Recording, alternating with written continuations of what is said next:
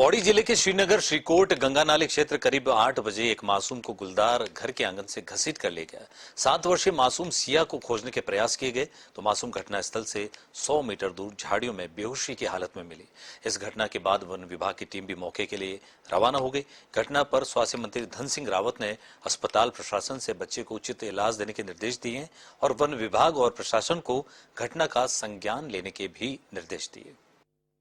और वहीं बात करें उत्तराखंड की, तो उत्तराखंड के मुख्यमंत्री पुष्कर सिंह धामी ने पूर्व मुख्यमंत्री हरीश रावत पर जमकर हमला बोला है। सीएम धामी ने हरीश रावत के बयान, जिसमें हरीश रावत ने हरिद्वार में कहा था कि प्रचार के मामले में कांग्रेस सुस्त नजर आ रही है और बीजेपी काफी एक्टिव हो गई है। उनके इस बयान पर सीएम धामी ने कहा कि हरीश रावत काफी अनुभवी नेता है और अपने अनुभव के आधार पर ही वो इस तरह के बयान दे रहे हैं। हरीश रावत जी ने कहा है कि जो कहीं न कहीं कुछ कमियां रह गई है, भारतीय जनता पार्टी चुस्त हो चुकी है और हम लोग सुस्त हो चुके हैं, तो चुनावी लिहाज से इसको किस प्रकार से देख रहे हैं? हरीश रावत जी बहुत अनुभवी हैं, बड़ा लंबा उनका एक अनुभव है, इसलिए उन्होंने आगे क्या होने वाला है, परिणाम क्या आने वाले हैं, उन्होंने समझ लिया, इसलिए उन्होंने। भारतीय जनता पार्टी शनिवार को अपना 45वां स्थापना दिवस मना रही है। इसी कड़ी में राजधानी देहरादून स्थित भाजपा प्रदेश कार्यालय में विशेष कार्यक्रम का आयोजन हुआ, जिसमें भाजपा प्रदेश अध्यक्ष महेंद्र भट्ट, मुख्यमंत्री पुष्कर सिंह धामी और कैबिनेट मंत्री डॉक्टर प्रेमचंद अग्रवाल शामिल हुए।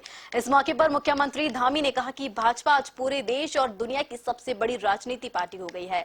हमारे लिए इस बार का स्थापना दिवस बहुत ही महत्वपूर्ण है, क्योंकि इस बार हम लोकतंत्र के महापर्व को मनाने जा रहे हैं। हम संकल्प लेते हैं कि तीसरी बार प्रचंड बहुमत से भाजपा की सरकार बनाएंगे। भारतीय जनता पार्टी के कार्यकर्ताओं के लिए, सबके लिए एक बहुत ऐतिहासिक दिन है, बहुत बड़ा दिन है कि आज के दिन ही भारतीय जनता पार्टी की नींव रखी गई थी और आज भारतीय जनता पार्टी पूरे देश और दुनिया की सबसे बड़ी राजनीतिक पार्टी हो गई, सबसे बड़ा राजनीतिक संगठन हो गया।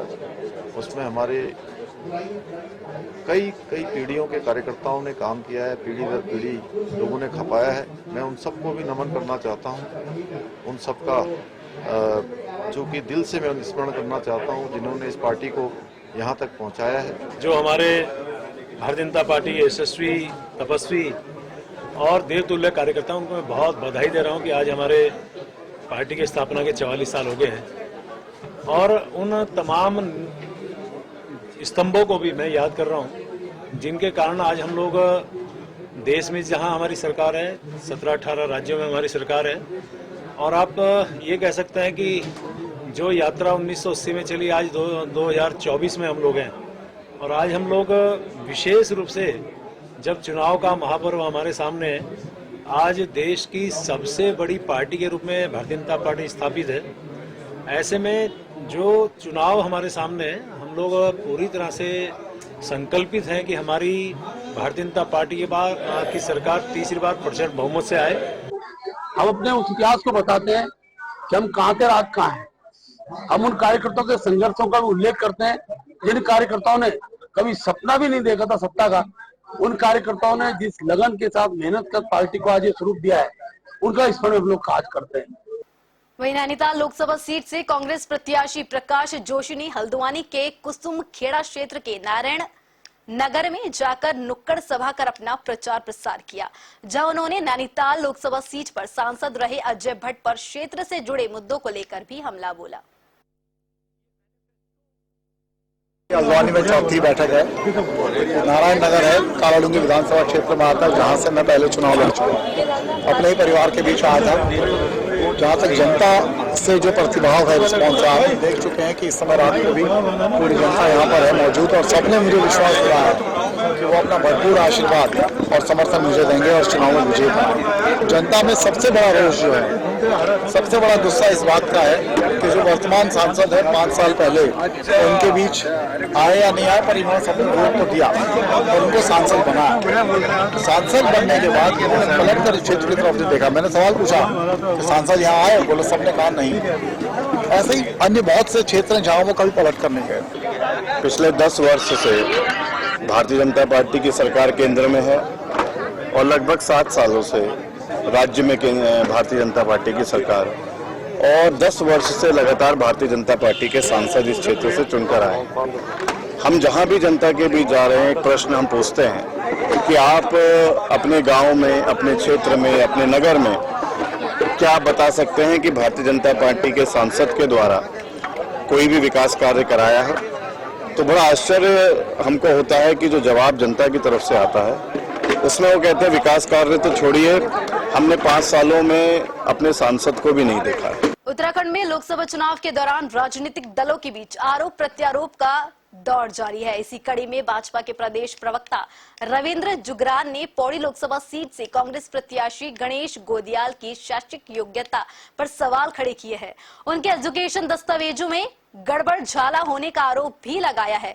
इधर पौड़ी प्रत्याशी गणेश ने आरोपों का जवाब देते हुए कहा कि बीजेपी को पहले प्रधानमंत्री नरेंद्र मोदी की डिग्री सही करनी चाहिए, गृह मंत्री की डिग्री के बारे में सोचे और उसके बाद कांग्रेस के नेताओं की चिंता करें।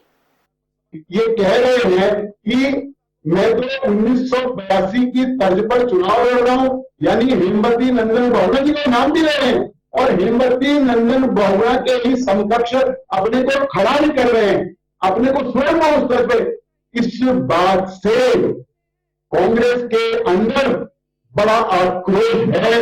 ये मैं आपको कांग्रेस जनों की बात बता रहा हूं जो हमें भी फोन करके बताते हैं या कांग्रेस में उनके मित्र हैं, उनके प्रिय हैं या कह लो कि प्रतिद्वंदी है। प्रधानमंत्री की डिग्री फर्जी हो, उनको नैतिक अधिकार है वो किसी दूसरे की डिग्री में सवाल खड़े कर सके। पहले इनसे कहिए अपने प्रधानमंत्री की डिग्रियां ठीक कर लें, अपने गृह मंत्री की डिग्रियां ठीक कर लें, उसके बाद वो हमारी डिग्रियों के बारे में पूछे। अब कुछ नहीं मिला तो ये मिल गया।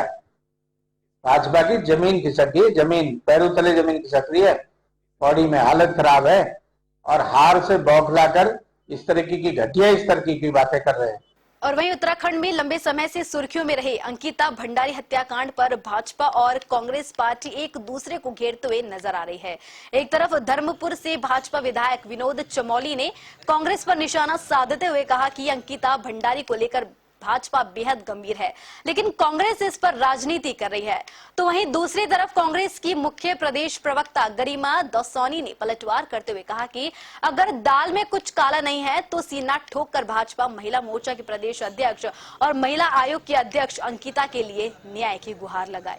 निर्मम हत्या, बर्बर हत्या जो एक 19 वर्षीय हमारी बच्ची की गई, ये तो कानूनी प्रोसेस है जिसकी बात भारतीय जनता पार्टी कर रही है। लेकिन भारतीय जनता पार्टी का अपना योगदान क्या है जिसकी सरकार यहाँ पर चल रही है? उनका योगदान मैं बताती हूँ। उनका योगदान है कि स्थानीय विधायक रेणु बिष्ट के इशारे पर वहां बुलडोजर चलवा दिया गया, 2 कमरे तोड़वा दिए गए जिसमें अंकिता भंडारी रहती थी, उसका स्लीपिंग जो बिस्तर था हॉल उसको लपेट कर स्विमिंग पूल में डाल दिया गया ताकि फोरेंसिक जांच में कुछ ना निकल पाए। वहां पुलिस की रक्षा में होने के बावजूद 2 बार आगजनी हो गई। उसके अलावा आप देखिए कि अंकिता के पिता ने, जो पीड़िता है उसके पिता ने चिट्ठी लिखी जिला अधिकारी पौड़ी को कि वीआईपी जो है वो आरएसएस का बड़ा नेता और भारतीय जनता पार्टी का महामंत्री संगठन अजय कुमार हो सकता है। देखिए ये बड़ा स्पष्ट है कि अंकिता भंडारी कांड में बीजेपी बहुत सीरियस है। जिन जिन लोगों की उसमें संलिप्तता थी सब जेलों में पड़े हुए हैं। जो पार्टी से जिनका संबंध था वो पार्टी से निकाल दिए गए हैं। अब कोर्ट का ट्रायल है, उसमें कोई बाहर से कुछ कर नहीं सकता। आप भी जानते हैं कोर्ट प्रोसीडिंग चल रही है। हम उसमें, कांग्रेस तो उस पर राजनीति कर रही है लेकिन हम उसमें उनसे ज्यादा गंभीर हैं क्योंकि हम उस चीज को परिणाम तक पहुंचा रहे हैं, उनको सजा तक ले जा रहे हैं और निश्चित तौर पर उनको बख्शा भी नहीं जाएगा। बीजेपी जो भी उसके लिए करना होगा हम करेंगे। मंदिर में चोरी का जहां तक सवाल है ये विषय आया होगा, लेकिन ये हमारे स्थानीय, क्योंकि हम यहाँ भी एक बड़ी पार्टी है, हम यहाँ सरकार चला रहे हैं, ये मेरी सरकार का सब्जेक्ट है, हम लोगों का सब्जेक्ट है। अब इतनी छोटी छोटी बातों को लेकर अगर प्रधानमंत्री जी उस मंच से बोलना शुरू कर देंगे तो फिर देश में कितनी सारी बातें वो बोलेंगे। तो वो कुछ बातें हैं जो हम लोग कर रहे हैं, उस पर हम लोग अपना कार्रवाई कर रहे हैं। कांग्रेस नेता हरीश रावत ने बीजेपी के राष्ट्रीय अध्यक्ष जेपी नड्डा के हरिद्वार दौरे को फेल बताते हुए कहा कि भाजपा खाली कुर्सियों वाले प्रोग्राम को सफल आयोजन बता रही है।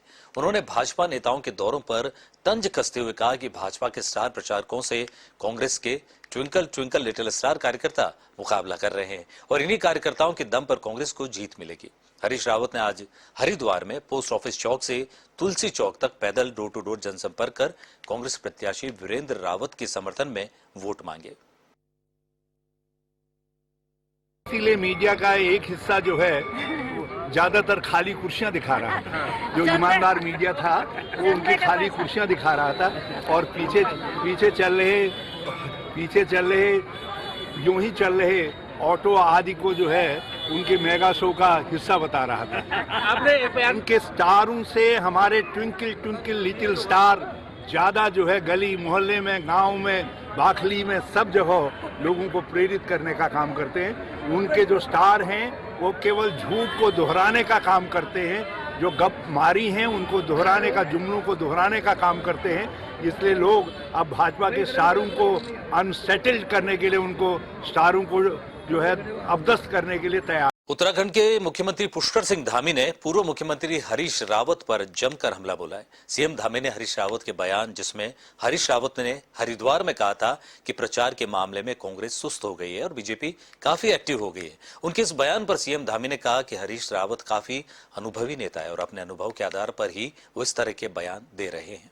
हरीश रावत जी ने कहा है कि जो कहीं न कहीं कुछ कमियां रह गई है, भारतीय जनता पार्टी चुस्त हो चुकी है और हम लोग सुस्त हो चुके हैं, तो चुनावी लिहाज से इसको किस प्रकार से देख रहे हैं? हरीश रावत जी बहुत अनुभवी हैं, बड़ा लंबा उनका एक अनुभव है, इसलिए उन्होंने आगे क्या होने वाला है, परिणाम क्या आने वाले हैं, उन्होंने समझ लिया है, इसलिए उन्होंने